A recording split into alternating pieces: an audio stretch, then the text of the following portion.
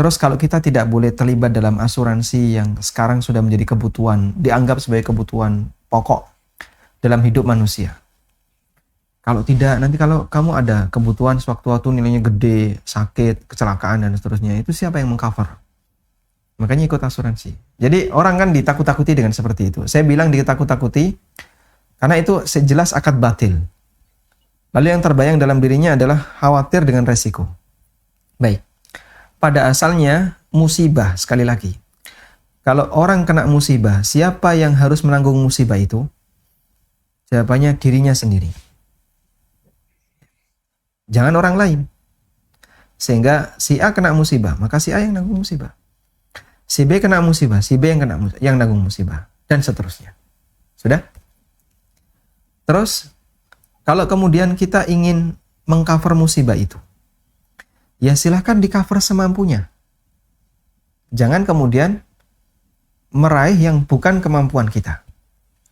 Jika bicara masalah dunia pengobatan, ada dua hal yang perlu kita bedakan.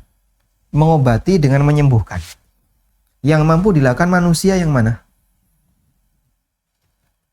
Mengobati. Sepakat mengobati. Manusia bisa menyembuhkan enggak? Enggak bisa. Manusia enggak bisa menyembuhkan.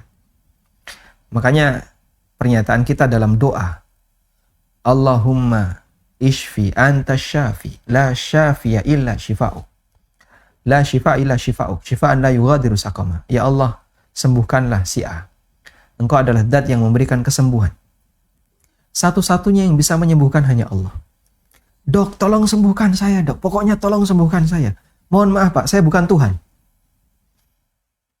Dokter nggak bisa menyembuhkan.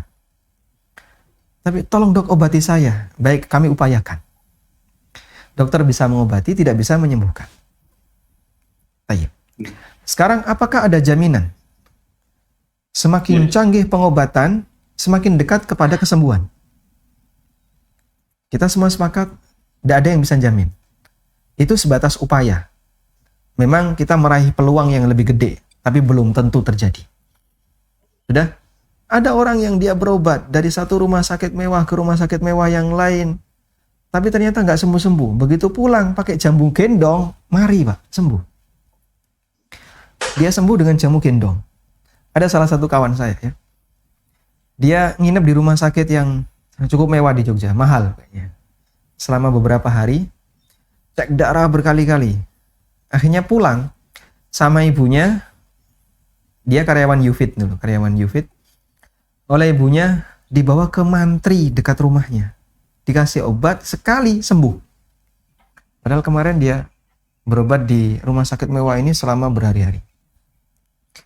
Intinya kita sepakat bahwa yang namanya pengobatan itu memang punya peluang penyembuhan, tapi tidak berbanding lurus. Ada pengobatan yang sederhana, namun oleh Allah dia dikasih kesembuhan yang lebih cepat. Semuanya kembali kepada kehendak Allah. Manusia hanya bisa melakukan sebab sesuai yang mampu dia jangkau.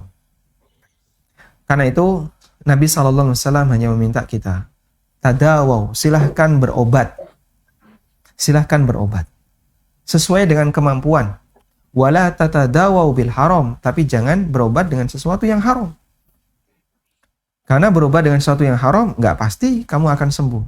Ya kalau sembuh, nikmati gimana? Malah su'ul khatimah.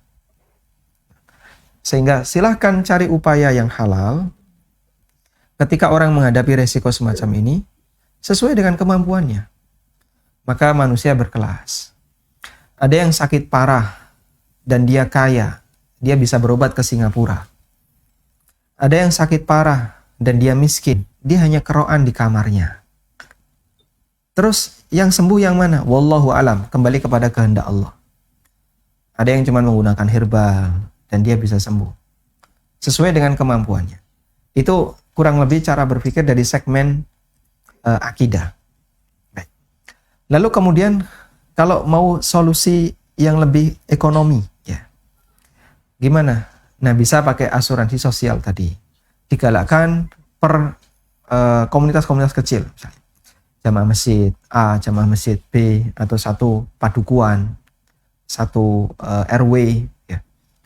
Mereka membuat komunitas, gimana kalau kita kumpulkan dana untuk dana sosial, nanti kalau ada orang sakit dan dia nggak bisa berobat, kita sumbang dengan dana ini. Itu kalau kita bicara dari sisi ekonomi. Nah, kalau segmen ini disepakati, ya bisa kita sebut itulah solusi yang diberikan dalam Islam. Karena sesuatu yang batil tidak bisa kita jadikan sebagai ikhtiar yang pertama selama yang halal masih ada. Wallahu a'lam.